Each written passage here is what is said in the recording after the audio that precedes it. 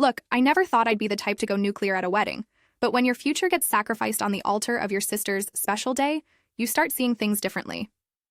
I'm Jade, just graduated high school last month with a 4.0 GPA and big dreams.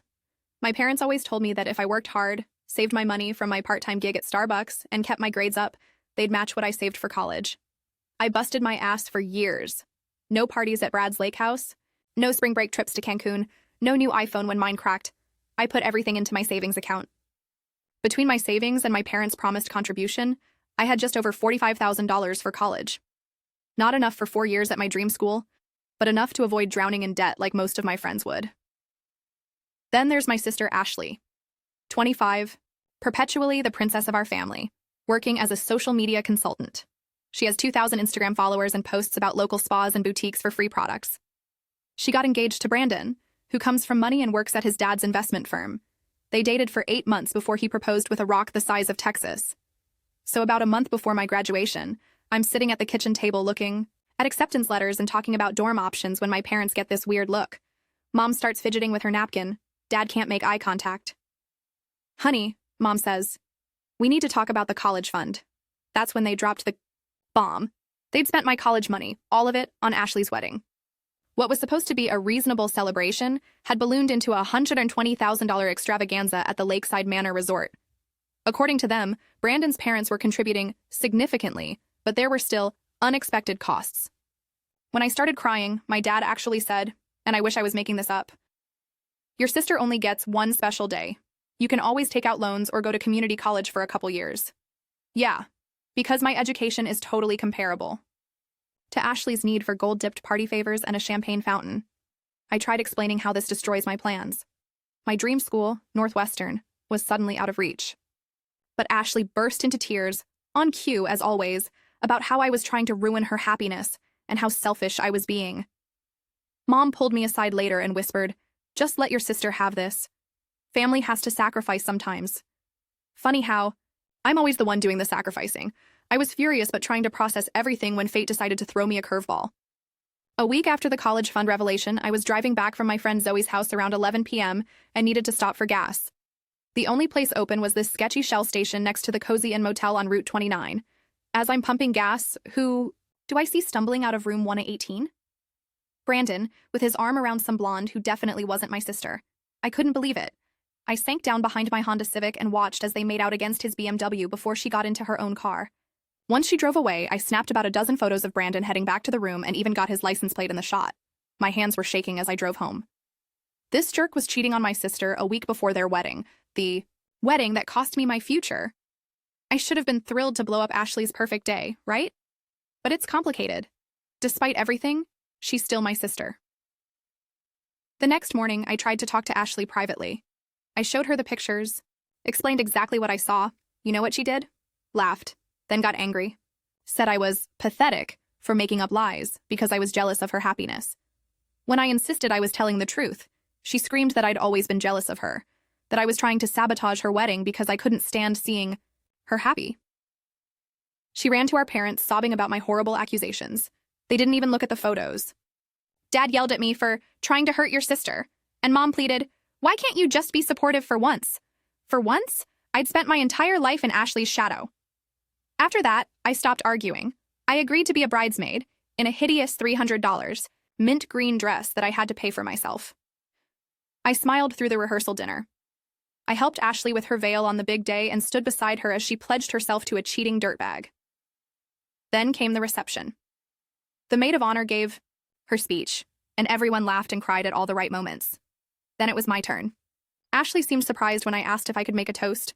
We hadn't planned on it, but she was riding the bride high and graciously allowed her little sister to say a few words. I walked up to the microphone, glass of champagne in hand. The DJ handed me the mic, and the room quieted down. I want to thank everyone for coming today to celebrate Ashley and Brandon, I began, my voice surprisingly steady. Family means everything to us, and I've learned so much about sacrifice from mine. I talked about how beautiful Ashley looked, how much our parents had given to make this day perfect.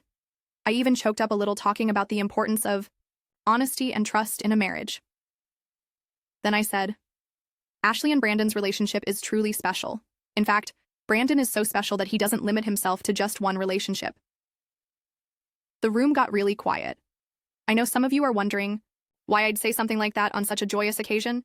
Well, I believe marriages should be built on truth. So before you all enjoy the $5,000 cake and take home the custom monogrammed gift bags, I thought you should see what the $45,000 from my college fund actually paid for. That's when I nodded to Zoe, who was running the projector for the wedding slideshow. She clicked a button, and up on the screen went the photos of Brandon outside the motel room. But that wasn't all. After Ashley had rejected my warning, I'd done some digging, found his dating app profiles, discovered he had girls in 3 different towns. I'd messaged several of them, collected screenshots of conversations, pictures he'd sent them. Everything went up on that screen. The gasps were audible. Brandon's face went white.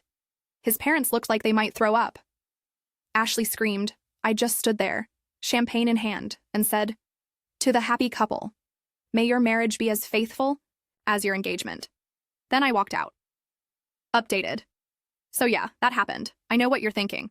Jade, that was ice cold. And maybe it was. But let me tell you what went down after I dropped that truth bomb and walked out. First off, absolute chaos. I didn't stick around to watch the meltdown in its full glory, but my friend Zoe caught me up later. According to her, Ashley went from screaming to sobbing to throwing her bouquet at Brandon in about 30 seconds flat. Brandon tried the classic I can explain routine. Spoiler alert, he couldn't.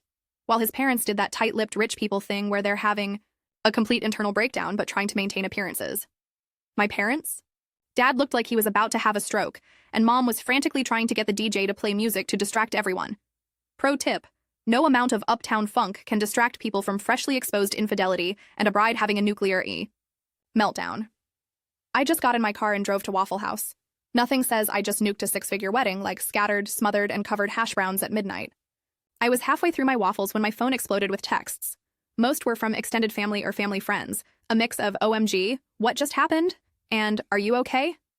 Some were actually high-fiving me virtually, like my cousin Tara, who wrote, "Holy shit girl, savage but necessary. That dude was trash." The only one I replied to was my Uncle Jim, who's always been the reasonable one in our family. He just texted, "You good, kiddo?" I wrote back, "No, but I will be." My parents blew up my phone with calls, which I ignored. Ashley sent one text that was so long it came through in 4 parts, essentially calling me every name in the book and saying I'd ruined her life. Brandon surprisingly didn't reach out at all. Guess he knew the jig was up. I crashed at Zoe's place for a few days. Her parents have always liked me, and when they heard what happened with my college fund, they were surprisingly Team Jade. Educational futures before flower arrangements, as Zoe's mom put it while serving me homemade pancakes the next morning. 3 days after the wedding apocalypse, my dad showed up at Zoe's. He looked rough, like he hadn't slept much. We sat on the porch swing and he started with, "Your mother and I are very disappointed in how you chose to handle this situation." I just stared at him until he got uncomfortable. Finally, I said, "And I'm very disappointed that you stole my future to pay for a wedding that shouldn't have happened in the first place." He tried to explain that they never meant to take all my college money, that expenses just got out of hand, and they were going to figure something out for me. I asked why they didn't figure something out for Ashley's wedding instead. Like, I don't know, sticking to a reasonable budget? He didn't have a good answer. The conversation went nowhere, and he left after extracting a promise that I'd come home to discuss things as a family. I agreed, mostly because I needed to get my stuff if I was going to crash at Zoe's longer term. When I got home, Ashley had moved back in. Apparently, she couldn't bear to go to the honeymoon alone. They'd booked 2 weeks at some fancy resort in Bora Bora. And she definitely wasn't going with Brandon, so she was camped out in her old bedroom surrounded by wedding gifts she refused to return. The family meeting was a joke. Mom kept trying to play mediator while Dad talked about moving forward, and Ashley stared daggers at me. The kicker? They actually suggested I apologize to Ashley. When I laughed, Ashley started crying about how I'd humiliated her, in front of everyone we know. And how could I be so heartless? I pointed out that I'd tried to tell her privately first, and she'd called me a liar. I asked if she'd rather have found out after being married for 5 years and maybe having a kid. That shut her up briefly. Then came the part about money. Dad mentioned community college like it was some kind of generous compromise. I reminded them that I'd gotten into Northwestern and several other great schools that were now completely out of reach.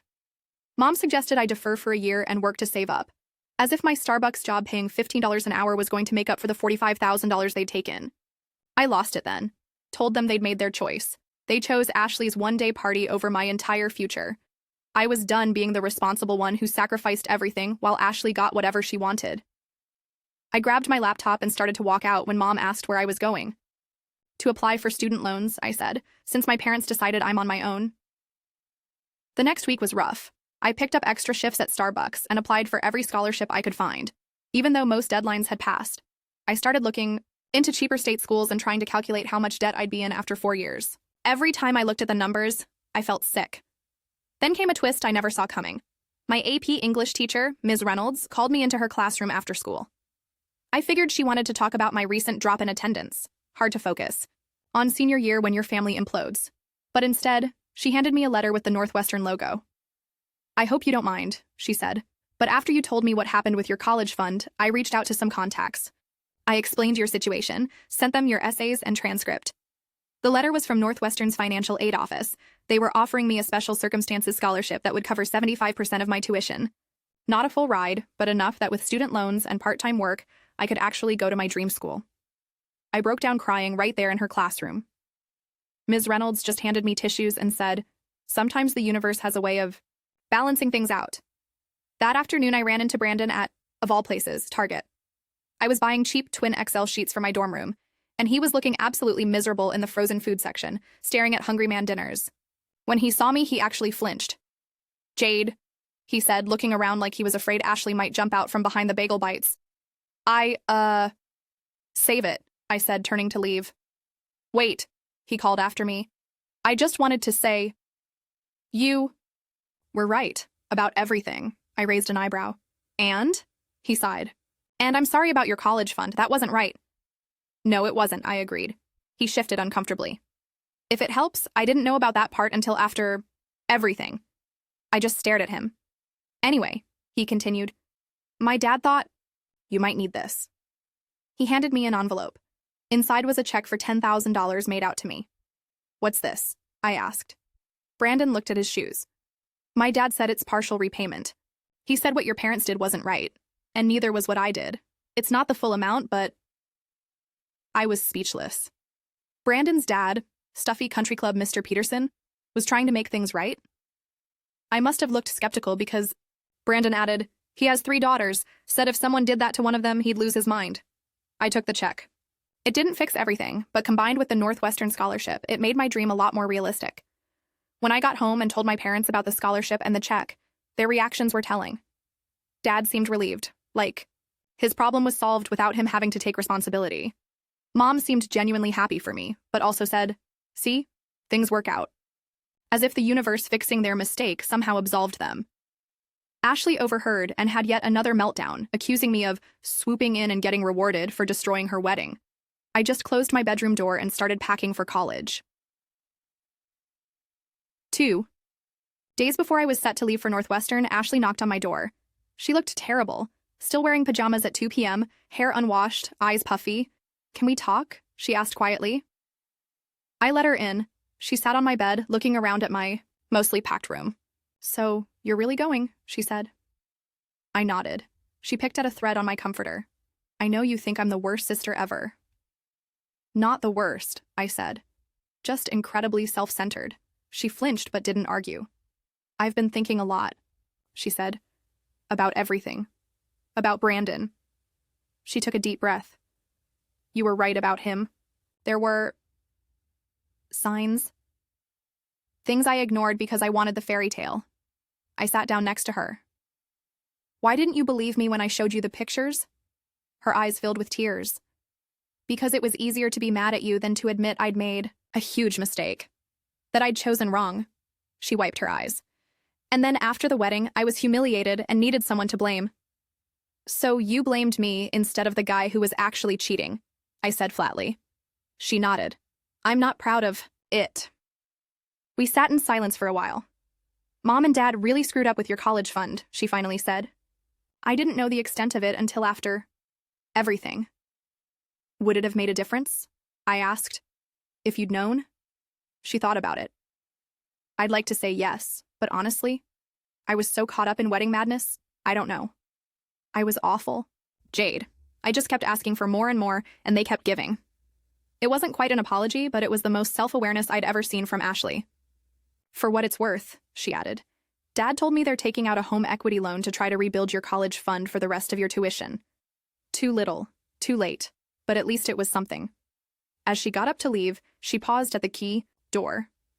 "The way you exposed Brandon was brutal," she said, "but also kind of badass. I never knew you had it in you." I smiled for the first time in our conversation. Neither did I. Final update. It's been 6 months since the wedding toast heard round our hometown, as people are now calling it. I'm halfway through my first year at Northwestern, and honestly, life is pretty good. My roommate Chelsea is awesome. She's from Seattle and thinks my wedding revenge story is, quote, the most iconic thing she's ever heard. The classes are challenging, but exactly what I wanted. As for my family, well, we're working on it. My parents did take out that home equity loan Ashley mentioned, and they've sent me 2 payments so far toward rebuilding my college fund. It's a start. Ashley and I text sometimes. She's actually going to therapy, if you can believe it, and moved to Chicago for a marketing job. She's only about 20 minutes from campus, and we've had coffee twice. It's still awkward, but better. Last week she actually said the words, "I'm sorry," regarding everything that happened. Progress, right? The wedding video never made it to the final edit, obviously, but somehow the audio of my toast got leaked and made the rounds at my old high school. I'm now something of a legend among the underclassmen, which is weird but kind of cool. Brandon moved to his company's Seattle office. According to his Instagram, he's still single and has adopted a golden retriever, probably trying to rebuild his image as a good guy. Whatever. My ex-future brother-in-law's dad, Mr. Peterson, has become an unexpected ally. He called me last month to check in and mentioned some summer internship opportunities at their firm. Turns out he really does have a soft spot for ambitious young women trying to make their way. So yeah, that's where things stand. Not perfect, but moving forward. Sometimes I still can't believe I actually went through with that toast, but whenever I doubt myself, I remember what Ms. Reynolds told me. Stand in your truth, even when it's uncomfortable. And honestly, it was the toast of a lifetime, worth every penny of that wedding budget. Wink.